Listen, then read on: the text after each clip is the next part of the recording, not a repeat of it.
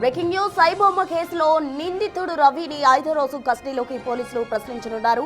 ఇప్పటికే 4 రోజుల పాటు విచారణ చేసిన ఆ కేసు మాత్రం కొలిక్కి రాలేదు. విచారణలో రవి పొంతన లేని సమాధానాలు చెప్పి ప్రశ్నలు తప్పుదోవ పట్టిస్తున్నట్టు తెలుస్తోంది. ఆధారాలు ఎదురుగా ఉంచి విదేశాల్లోని సర్వర్లు, యూకే, కరేబియన్ దీవుల్లో పనిచేస్తున్న సిబ్బంది గురించి ప్రశ్నించారు పోలీసులు.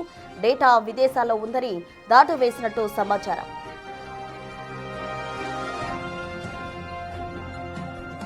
రవి సర్వర్ లేకుండా క్లౌడ్ సర్వీసులే ఉపయోగించినట్టు పోలీసులు నిర్ధారించారు. బ్యాకప్ కోసం మరో క్లౌడ్ సర్వీస్ వినియోగించినట్టు గుర్తించారు. రవి పోలీసు కస్టడీ నేటితో ముగుస్తుండటంతో మళ్లీ కస్టడీ కోరే అవకాశం ఉంది. రవి స్క్రీన్ రికార్డింగ్ ద్వారా 6 ఏళ్లలో 21,000 సినిమాలు సేకరించాడు. రవి వెనుక మరెవరూ లేరని విచారణలో స్పష్టమైంది. తాజాగా బయటకు వచ్చిన 2 పైరసీ సైట్లతో రవికి సంబంధం లేదని గుర్తించారు పోలీసులు. మూసాపేటలోని నివాసం దగ్గర తక్కువ మందితో రవికి పరిచయం ఉన్నట్టు తెలుస్తోంది. అక్కడ వారికి web designer work from home అని చెప్పుకున్నాడు రవి. ఇతర రాష్ట్రాలకు, విదేశాలకు వెళ్తున్నట్టు చెప్పేవాడు.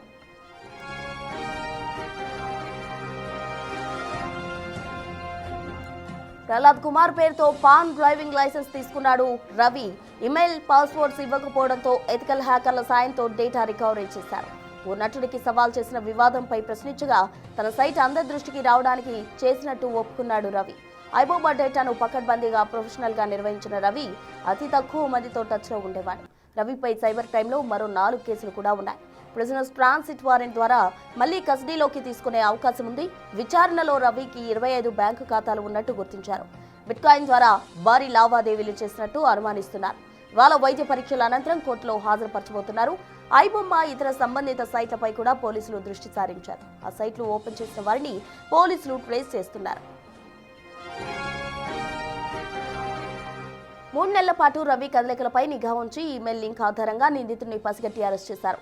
రవి ఇన్ఫోటెక్ కంపెనీ పేరుతో డొమైన్లు కొనుగోలు చేసినట్టు గుర్తించారు. అక్కడ లభించిన ఫోన్ నెంబర్ ఆధారంగా రవి ఎవరెవరితో మంత్రాలు సాగిస్తున్నాడో పోలీసులు విశ్లేషించారు. ఎక్కువ సమయం విదేశాల్లో గడిపే రవి అప్పుడప్పుడు కూకట్పల్లి నివాసానికి వచ్చి ఓ స్నేహితుడితో కలిసి మద్యం తాగేవాడని తెలుస్తోంది.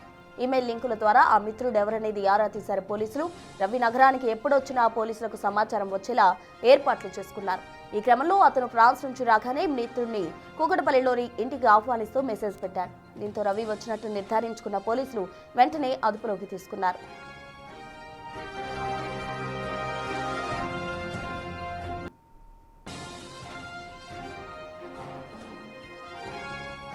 ఐబొమ్మ నిర్వాహకుడు ఇమంది రవి కస్టడీ నేటితో ముగియనుంది. ఈ రోజు అతనికి మెడికల్ టెస్ట్ చేసిన అనంతరం కోర్టులో ప్రవేశపెట్టబోతున్నారు. పూర్తి వివరాలు మా ప్రతినిధి సాగర్ లైవ్ లో అందిస్తారు. సాగర్, చెప్పండి, ఇమంది రవికి సంబంధించి కస్టడీ ఈ రోజుతో ముగియనుంది. అటు 4 రోజుల విచారణలో కూడా పలు కీలక ఆధారాలు పోలీసు వారు సేకరించడం జరిగింది. కొత్తగా వచ్చిన వెబ్ సర్వీస్ కి సంబంధించి కూడా అతనికి ఏం సంబంధం లేదంటూ కూడా పోలీసులు తెలుస్తున్నారు. అసలు ఈ కేసుకు సంబంధించిన కంప్లీట్ డీటెయిల్స్ ఏంటి సాగర్? ప్రస్తున్న ఐబొమ్మ రవి కస్టడీ విచారణలో కొన్ని కీలక ఆధారాలను, కీలక అంశాలు పోలీసులు సేకరించినట్లు కూడా తెలుస్తుంది. సైబర్ క్రైమ్ పోలీసులు ఇప్పటికే 4 రోజులు కస్టడీకి తీసుకొని విచారించారు. ఇంకా ఈ రోజు చివరి రోజు 5వ రోజు కస్టడీకి తీసుకొని విచారించున్నారు.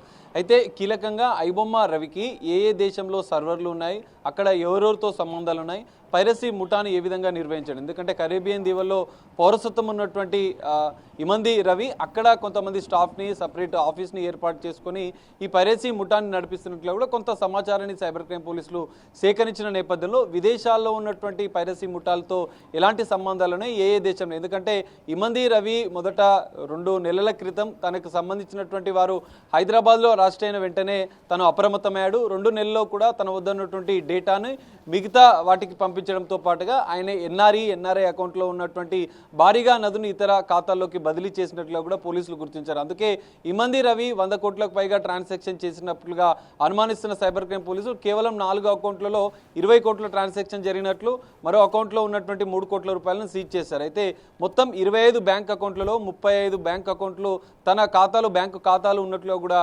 గుర్తించినటువంటి సైబర్ క్రైమ్ పోలీసులు 4 రోజుల కస్టడీ విచారణలో ఆయనకు ఉన్నటువంటి ఆర్థిక సంబంధాలపైన, ఆర్థిక లావాదేవీలపైన కూడా ఆరా తీశారు. ఆయా 25 బ్యాంకులకు 35 బ్యాంకు ఖాతాలకు సంబంధించినటువంటి వివరాలు ఇవ్వాలంటూ కూడా సైబర్ క్రైమ్ పోలీసులు ఆయా బ్యాంకులకు లేఖలు రాశారు. ఆ లేఖల నుంచి వచ్చినటువంటి స్పష్టత అనంతరం కూడా మరికొన్ని కీలక అంశాలు ఆర్థిక లావాదేవీలు. ఎందుకంటే ఇమంది రవి బెట్టింగ్ యాప్స్తో పెద్ద ఎత్తున ప్రమోట్ చేస్తున్నాడు. తన ఐబొమ్మ వెబ్సైట్లో పైరసీ మూవీలు అంటే రన్ అవుతున్న సందర్భంలో బెట్టింగ్ యాప్ ప్రమోషన్ జరిగినట్లుగా కూడా ఇప్పటికే పోలీసులు గుర్తించారు. ఆయా బెట్టింగ్ యాప్స్ నుంచి పెద్ద ఎత్తున ఆర్థికపరమైనటువంటి లావాదేవీలు జరిగినట్లుగా కూడా ఇప్పటికే ఆధారాలు కొన్ని సైబర్ క్రైమ్ పోలీసులు సేకరించిన నేపథ్యంలో బెట్టింగ్ యాప్స్తో ఉన్న సంబంధాలు ఇటు పైరసీ ముఠాలు, ఎందుకంటే అమెరికాలో క్లౌడ్ సర్వర్లను ఏర్పాటు చేసి కరేబియన్ దీవుల్లో ఉన్నప్పటికీ కూడా ఇతర దేశాల్లో నెదర్లాండ్స్లో, స్విట్జర్లాండ్లో, ఇటు అమెరికాలో క్లౌడ్ సర్వర్లను ఏర్పాటు చేసి ఈ పైరసీ ముఠాను నిర్వహించినట్లుగా కూడా సైబర్ క్రైమ్ పోలీసులు అనుమానిస్తున్న నేపథ్యంలో వాటికి సంబంధించినటువంటి అంశాలను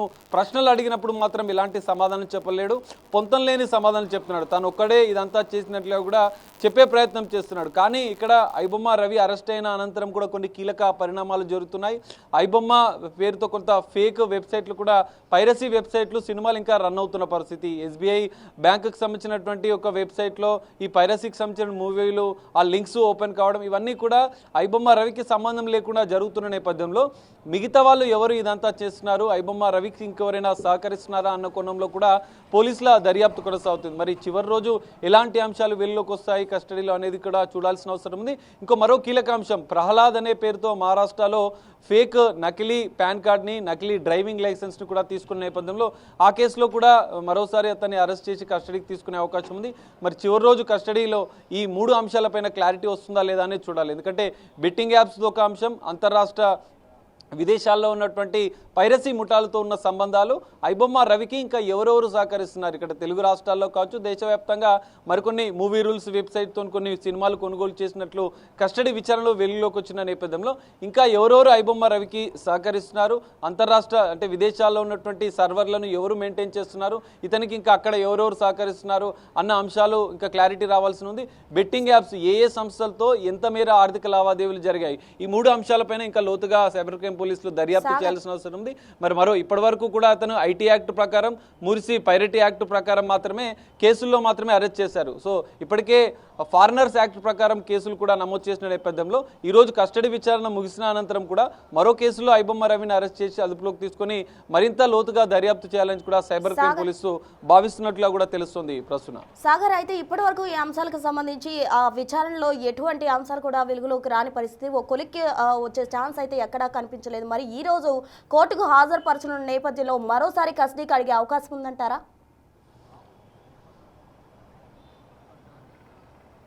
ప్రస్తుతం ఖచ్చితంగా, ఎందుకంటే ఇప్పటి వరకు ఐబొమ్మ రవిని ఐటీ యాక్ట్ ప్రకారం, ఇటు పైరసీ యాక్ట్ ప్రకారం 3 సెక్షన్ల, ఒక మొత్తం 10 సెక్షన్ల ప్రకారం మాత్రమే సైబర్ క్రైమ్ పోలీసులు అరెస్ట్ చేశారు. అదే కేసుల్లో అతను రిమాండ్లో ఉన్నాడు చంచల్గూడ జైల్లో. 5 రోజుల కస్టడీకి నాంపల్లి కోర్టు అనుమతించిన నేపథ్యంలో 4 రోజుల కస్టడీ పూర్తయింది. ఇది ఈ రోజు చివరి రోజు, 5వ రోజు కస్టడీ.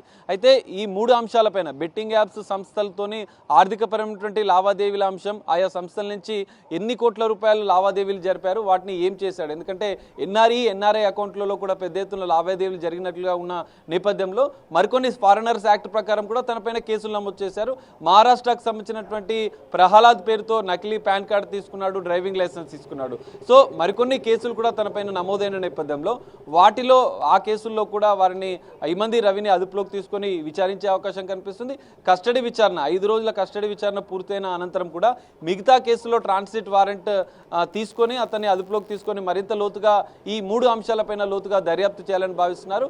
కొన్ని కీలక అంశాల మీద ఇంకా క్లారిటీ లేదు, పొంతం లేని సమాధానాలు చెప్తున్న నేపథ్యంలో తాను ఒక్కడే ఇదంతా చేసినట్లుగా కూడా చెప్పే ప్రయత్నం చేస్తున్నాడు. ఎందుకంటే మిగతా వాళ్ళని తప్పించే ప్రయత్నం ఏమైనా ఐబొమ్మ రవి చేస్తున్నాడా అన్న అనుమానాలు కూడా సైబర్ క్రైమ్ పోలీసులకు బలపడుతున్న నేపథ్యంలో సో అంతర్జాతీయంగా ఉన్నటువంటి వివిధ దేశాల్లో క్లౌడ్ సర్వర్లను ఏర్పాటు చేసి పైరసీ ముఠాను నిర్వహించిన నేపథ్యంలో అక్కడ ఎవరెవరు ఇమంది రవికి సహకరిస్తున్నారు, ఇంకా ఐబొమ్మ పేరుతో నకిలీ ఫేక్ వెబ్సైట్లు కూడా ఇంకా మరికొన్ని పుట్టుకొస్తున్న నేపథ్యంలో వాటికి ఐబొమ్మ రవికి ఇలాంటి సంబంధాలు ఉన్నాయి, ఎవరెవరు అతనికి సహకరిస్తున్నారు, బెట్టింగ్ యాప్ యాప్స్ సంస్థలతో ఎలాంటి సంబంధాలు ఆర్థికపరమైనటువంటి లావాదేవీలు జరిగాయన్న అంశాలు ఇంకా క్లారిటీ రావాల్సి ఉంది. ఇంకా ఎవరెవరు ఇక్కడ ఉంచి సహకరించారు, పైరసీ సినిమాలను ఎవరైతే రికార్డ్ చేసి పంపించారో సినిమా థియేటర్లో వారు ఇంకా ఎవరెవరు ఉన్నారు, అందులో ఇంకా ఎవరెవరు సహకరించారన్న అంశాలు, ఈ 3 అంశాలపైన ఇంకా లోతుగా దర్యాప్తు చేయాల్సి ఉన్న నేపథ్యంలో మరో కేసులో, ఎందుకంటే ఫారినర్స్ యాక్ట్ నమోదు చేశారు, ఈ మరోవైపు fake PAN card, fake driving licence వేరే అతని పేరుతో తీసుకున్న నేపథ్యంలో ఈ 2 కేసుల్లో మరోసారి ఇమంది రవిని